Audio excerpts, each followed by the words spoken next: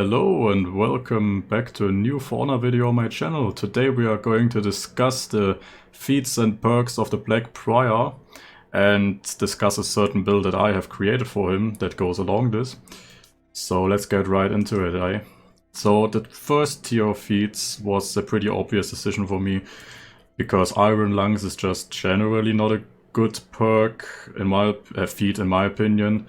And Speed Revive can be good, but only if you have the 75% health revive perk that I don't have, or which I won't use for this Blackbriar build.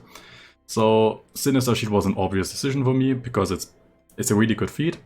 It has a lot of range, and it's generally speaking just a very good thing for supporting your teammates, especially if you're standing on, for example, on C on Overwatch, and you want to support an ally that's fighting an enemy at B.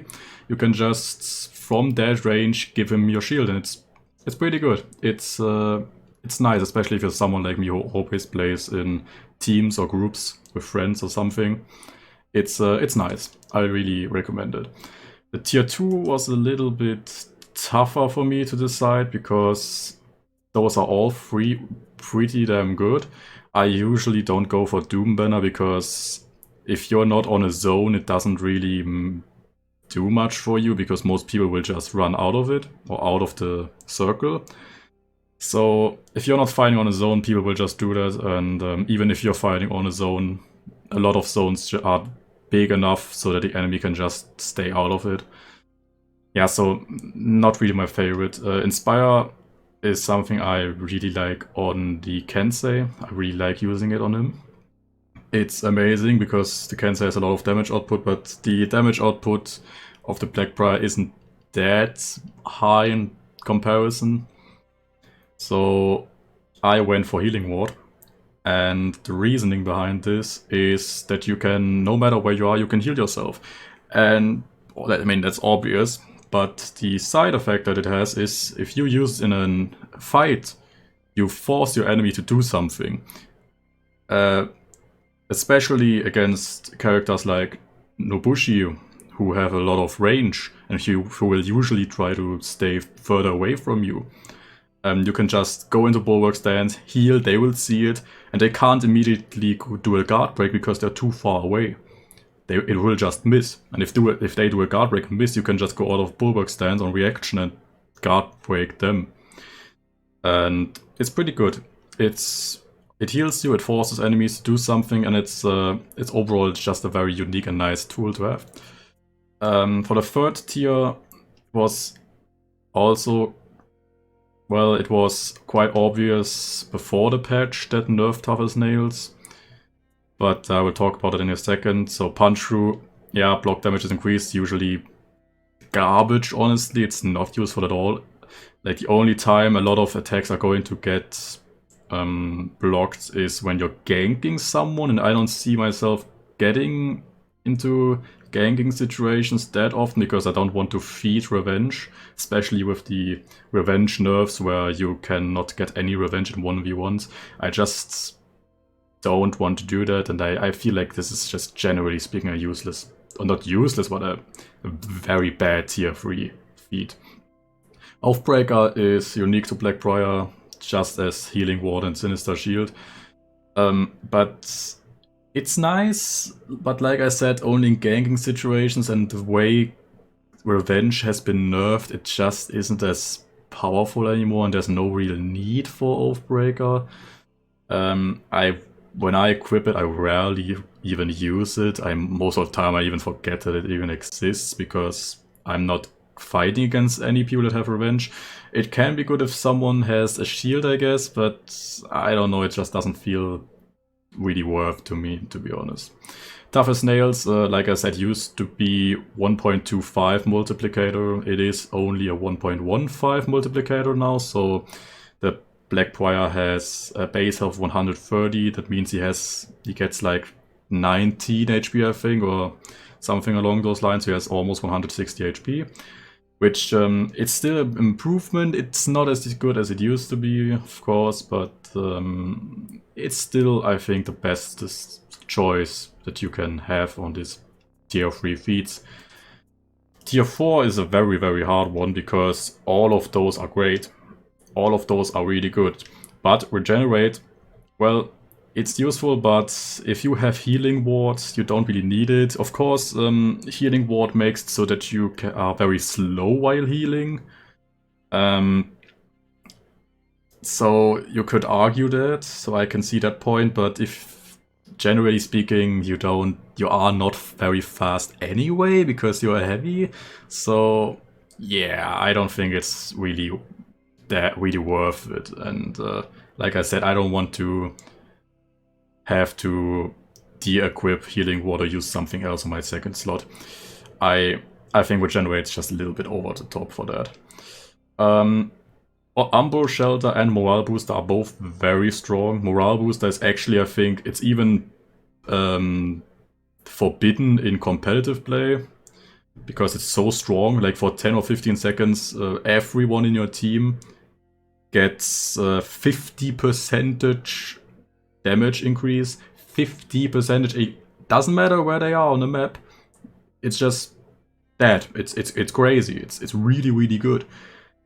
But, and this is a big but, the way I want to go with this build, as you can always see with Healing Ward and Tough as Nails and Sinister Shield, is a support tank role, you know, and this might seem like a good idea, but after, like, I don't know, like 100 matches with, well, 50 matches with Morale Boost and 50 matches with Ambush Shelter, like 100 matches of testing, I don't feel like Morale Booster is that great that often, because a lot of times, especially with the revenge nerfs, the thing you lack the most is survivability, and I think that's where Ambush Shelter gets in handy, especially in Breach, where you can actually use it more than once. Like in Dominion, the game is over so quickly that you can use your tier 4 feats once a match, maybe.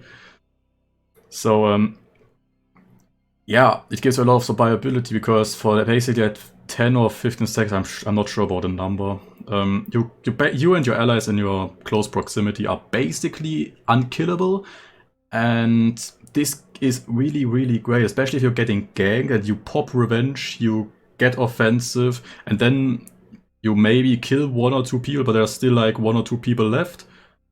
Or let's say let's go to the radical. There are 4 people ganking you. You get revenge, kill 1 or hurt the others, and then your revenge is over, and you have very low health left. Well, you can just pop Umbral Shelter.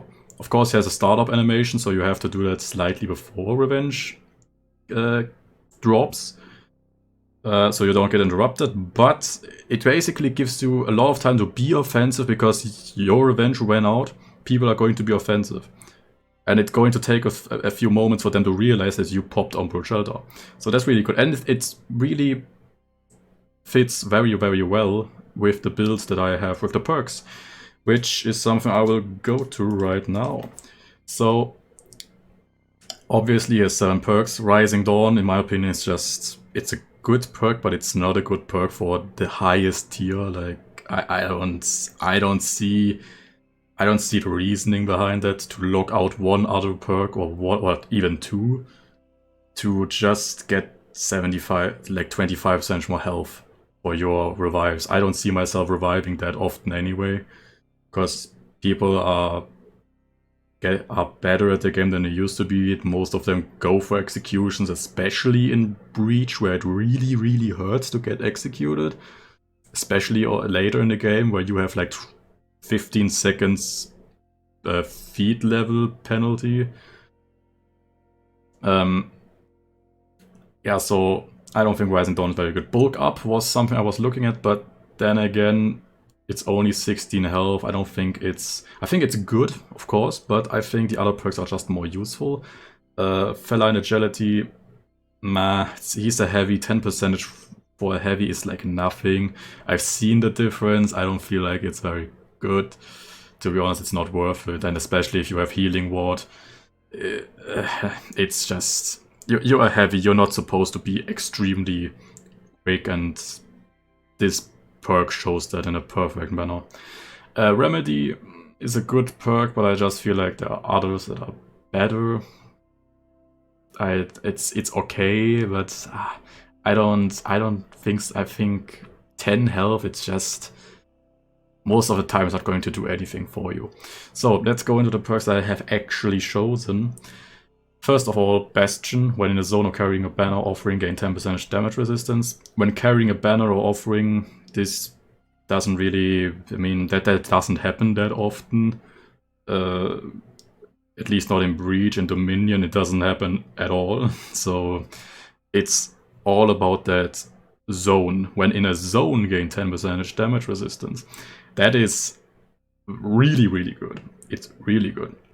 It helps you get like one or two more, or survive one or two more hits when you're in a zone, especially with the 160 health that, the 150 health, I'm sorry, that you have with the Black Prior with Tough as Nails. Of course, I was thinking, well, maybe Bastion bulk up would be a nice combination. Yeah, it's all this whole build is very tanky, but I thought in the end I decided Bastion's better than bulk up. Or well, if I had chosen bulk up, I couldn't have Vengeful Barrier or Last Stand, so yeah. Tried testing around with that, but it didn't work. So I thought that this was the best build. So Vengeful Barrier when exiting Revenge, gain 25 health shield. Pretty straightforward, is really good. Gives you a little bit more survivability in a lot of situations. Of course, I was a little bit skeptical about this perk because it's very situational. It only affects you when you are getting ganked or when you get revenge, which is only if you're getting ganked. So I was a little bit skeptical about that, but after a few matches of testing it in Breach, I think it's really, really damn good.